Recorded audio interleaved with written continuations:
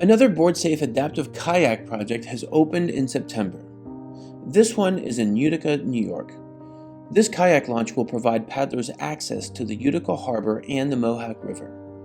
The area has a rich history because it offers waterway access directly into the Erie Canal. Additionally, it has benefited from its strategic location along an important commercial route between Albany and Syracuse. The specific area where the launch is located is part of a beautification plan to redevelop the waterfront for recreational opportunities as well as future commercial shopping, dining, lodging, and other venues to allow residents and tourists to enjoy the waterfront. BoardSafe was responsible for engineering, manufacturing, and installing this new kayak launch system. The project includes a 60-foot long gangway and kayak launch, a 10 by 20-foot cantilever deck that extends access out over a seawall.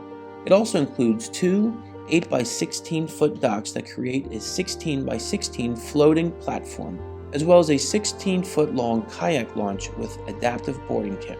To discuss this project, other projects, or how BoardSafe docks can help you with your project, contact our design team.